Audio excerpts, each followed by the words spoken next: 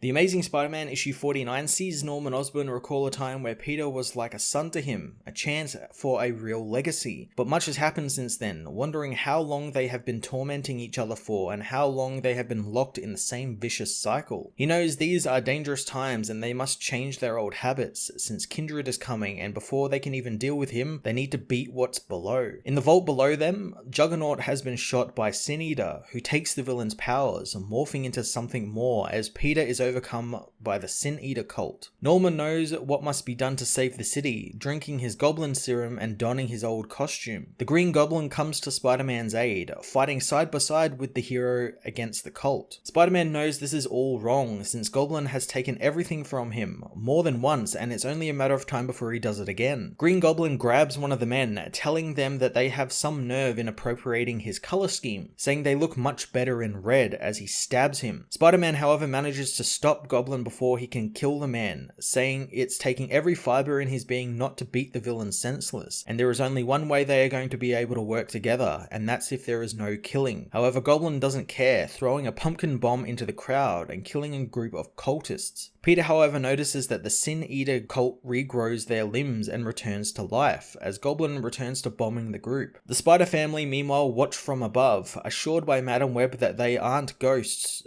but the souls that are inside the web of life and destiny, allowing them to see that Spider-Man is in trouble. Spider-Girl wants to know why they aren't helping, learning it's not their fight, since if they are to stop him, all the visions of Peter dying will come true. Madam Web knows that Sin Eater is standing in the way, however, and only after he cleanses Norman Osborn will they step in. Miles knows that that will be hard since Peter and Norman are now friends. The family comments that they never thought they would see something like this happen, and Miles knows Peter clearly isn't thinking straight, especially letting Norman become the Green Goblin again. Gwen doesn't want to stop him, however, knowing that she is allowed to change her mind on this, just like how she can change theirs. As Peter is overrun by the cult, Sin Eater transforms, coming after Peter and Norman as the cult scatter, allowing Sin Eater to reveal that thanks to the Juggernaut powers, he has been turned into a hulking behemoth, who says Goblin's sins are so many that they have consumed him in the end. Sin Eater can see the hatred the two men have for each other and how much of it is shared, so much so that they can barely tell them apart. Spider-Man refuses to let the villain near Norman, making Stanley outraged at where Peter's guilt has brought him, saying that he offers him salvation from Norman, but instead he's in the way. Norman agrees, knowing Spider-Man is so predictable, calling the hero soft. Norman knows that Stanley lied in order to get released from the last time he was in the asylum, but this time he won't be, having prepared a cell for him. Goblin attacks Sin Eater, exploding his bombs against the hulking villain as Peter moves in quick, attacking the villain as he grabs Goblin, but nothing works thanks to the power of the Juggernaut, meaning the villain easily swats both Norman and Peter away. The two know they need to do something, and Peter knows an escape route is in order, but Norman knows it won't be easy. Peter, however, is aware of another way out, and Norman tells him of a sub-basement and the small craft that he has that will take them into the waterways and out into the river and to safety. Peter wants to know what exactly Norman was doing as Sin Eater rushes them, prompting the Goblin to deploy his hidden missile launchers in the wall, blasting the villain as Spider-Man and Green Goblin run and hide. Gwen meanwhile tells the Spider family that this isn't their decision to make, it's Peter's. She knows Peter came to her and asked how she would deal with something like this, and while she tried her best to answer this, she had no idea what this world's Gwen would have done, but Miles told him it was a risk, and it didn't change anything, so Gwen knows that this is Peter's fight alone, since it's his demons, and while they may think he's wrong, he's got to do this himself, since after all, he's Spider-Man, and there is a reason they can call him the best of them. Sin Eater continues to pursue the men through the asylum, easily stopping all of Norman and Peter's futile attacks. Norman calls for Peter's help, but ends up getting in the way of the hero, causing Norman to be caught by Sin Eater. The villain readies to kill Goblin, but Spider-Man webs up the entire floor above them, pulling it down onto the villain. Peter grabs Norman as the rubble falls on them as well, the two men disappearing into the smoke as Gwen finishes up her speech to the family, knowing something is behind Sin Eater and they know changing the past or future has consequences. So how do they know they're not playing into whomever is behind this villain? She wants to put it to a vote as Peter awakens to Norman asking if he remembers the first time they truly met, met and how Peter rejected him and made the man always hate the boy for it. Peter says that he was just a child and was scared, but Norman says that he was scared as well, knowing that he was losing control. But then he met Spider-Man, another being who wore a mask like him, so he thought the hero might understand his plight and he might not be alone with this burden now. Norman says that Spider-Man's rejection broke him, shattering his mind, but Peter still saved him, which made Norman angrier since it put the villain in the hero's debt. But today, that debt gets repaid. Norman lifts the rubble off of Peter, helping the hero up and telling him his plan worked for the moment, giving them enough time to get to the secret waterway lab. Peter notes the EMP generator in the lab, knowing Goblin could black out almost the entire eastern seaboard with it, but Norman was focusing on something much closer to home. Suddenly, Sin Eater smashes through the lab, telling the men that there is no more running. The men know he's right, so they decide to fight on to the bitter end. Spider-Man and Green Goblin attack Sin Eater, combining their attacks and sweep the Sin Eater from his feet. Peter is concerned with how well their team up is working as he slings a group of pumpkin bombs into Sin Eater's face, blowing him back, but the villain pounds the ground, sweeping the men off their own feet. Norman asks Peter how he managed to defeat Juggernaut before, as the hero realizes that they could use the EMP's compression generator to redirect its force into the ground below them, creating a tremor, which they both know with any real tremor comes liquefaction. Peter hopes that Norman can do the calculations, sending the man to get to work as Peter faces Sin Eater, telling him it doesn't need to be this way, reminding Stanley that he told him that he let him down, and it was because he was angry and afraid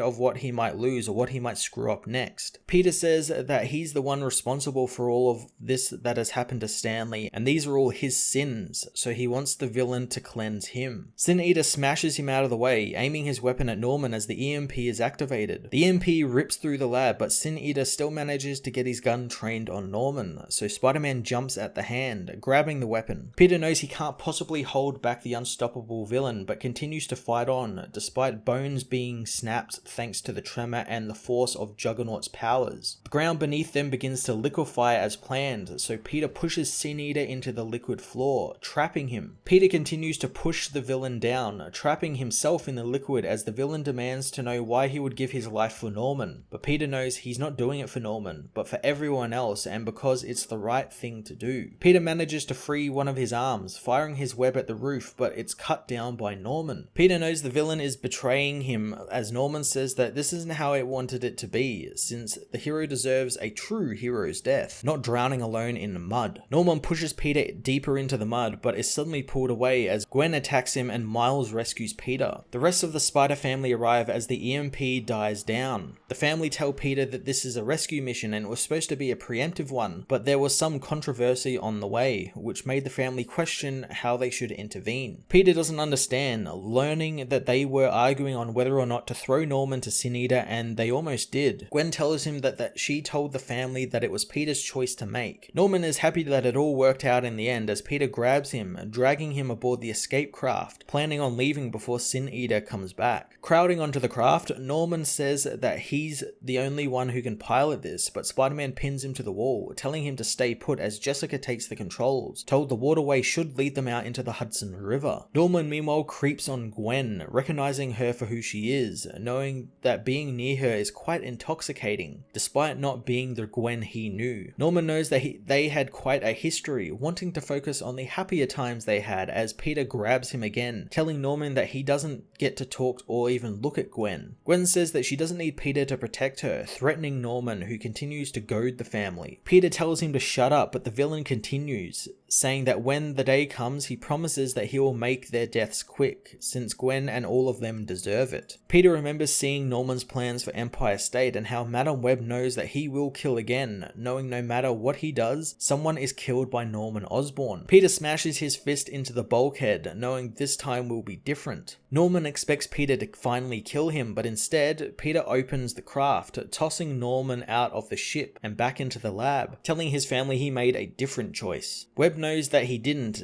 and now it's too late, as Kindred knows Madame Web is right, understanding why he did what he did to Norman, since Osborn was never going to stop and Peter could see the solution to all his problems but couldn't bring himself to allow it. Sin Eater claws his way from the mud as Kindred heads through a graveyard, coming face to face with a grave, and knowing no matter how deep Peter tried to bury his sins, they never stayed buried. The Amazing Spider-Man issue 49, or 850 if you're going by the legacy numbering, was an action-packed issue that saw Peter and Norman team up. But yet again, this felt more of a retread of Sin Eater's deal and how the Spider-Man family can't do anything to stop what Peter has coming to him. Over the last 3 issues, it felt like it was all just reiterating that Sin Eater is going to cleanse their sins, Spider-Man's in a moral dilemma, and the Spider-Man family can't do anything. And here it's on full display since Gwen, again for a 3rd time, is talking about how this is only Peter's choice to make and they can't do anything, and the Spider-Man family want to do something and stop Peter, and felt like we got that the last 3 issues in a row. I did like Norman's speech about how Peter turning on him back when they first met broke him, yet he still repaid his debt to the hero. I thought that was pretty good, and that kind of sort of also puts Peter in Norman's debt a little bit as well. With Norman left at the mercy of Sin Eater and Kindred at the end, I'm looking forward to seeing what happens to him next. I just hope it's a lot more focused than the end of Sins Rising ended up being. I'm going to give this issue a 6 out of 10.